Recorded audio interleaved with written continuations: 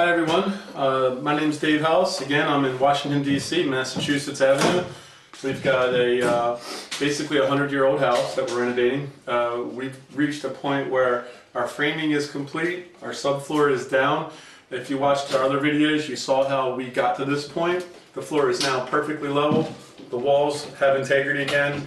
I framed another ceiling below because that was the floor above is 3 inches out. And we've installed a new exhaust fan. The wiring's all up in here for our recessed lights. When our electrician comes back, he'll put those in for us.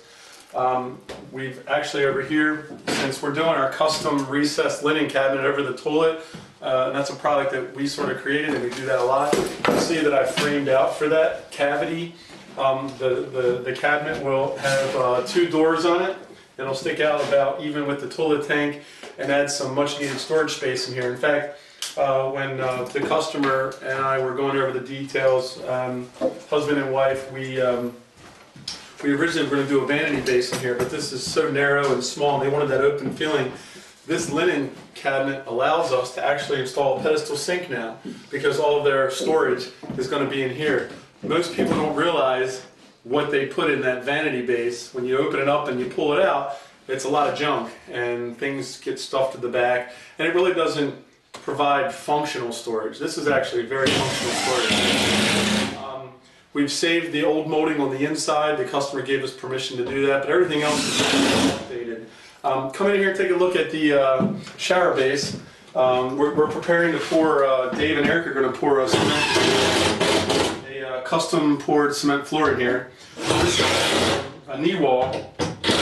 We're going to wrap this with drywall, and there's going to be a piece of stone here and a piece of stone here. I'm not a fan of tiling on a flat surface space, whether it be a seat or a ledge or a sill like this.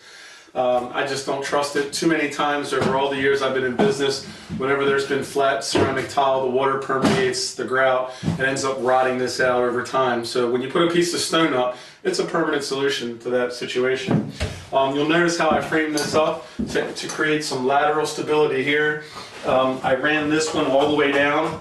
Over there I didn't, because that's typical framing, but for this particular scenario and situation, I ran this 2x4 all the way down to the floor, screwed it to the floor, screwed it to the face of this, put blocking in to tighten it up even more, and then I put these 3 pieces of treated here, screwed in here, and now this is very stable. It's actually pretty stable just by itself, but once I add drywall and corner bead and tile, this thing will not move.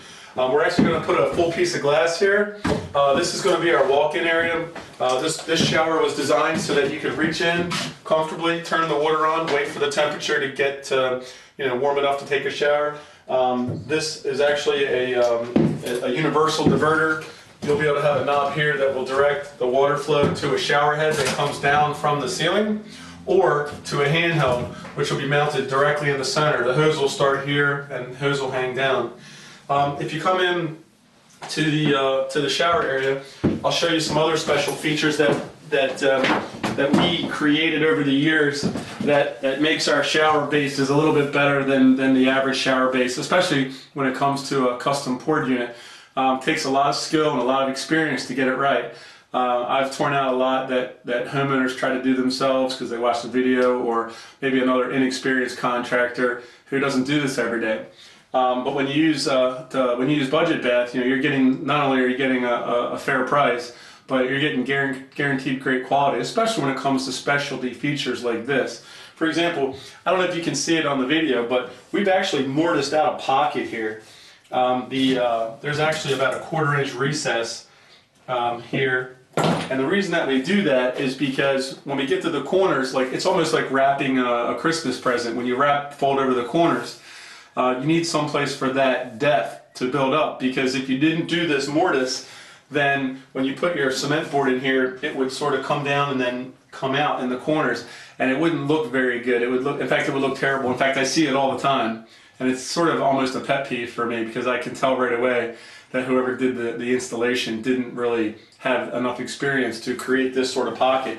I've created a pocket in every corner, one here, one here, one here, and one here. That way when we do our folds, the double, triple fold will be tucked in and hidden. That way we can have a perfectly square shower base. So all we're doing every step of the way is setting ourselves up for success for the next phase. We've corrected our framing, we've updated all of our plumbing, every wall is square, plumb. This bathroom is going to be really amazing when it's done. And considering what we've had to do and the space we had to work with, it's even, in my mind, I mean, I'm just really proud of everyone of what they've done so far. So thanks for taking a few minutes to watch this video. I'll be giving updates as we go along during the rest of this week. Our goal is to finish in another probably 7 to 10 days. So this bathroom will certainly be done before Christmas. We should have the upstairs done before Christmas, but it's going to be close because we have 2 other bathrooms to do as well. Thanks again for watching, and my name is Dave House, and I'll see you in the next video.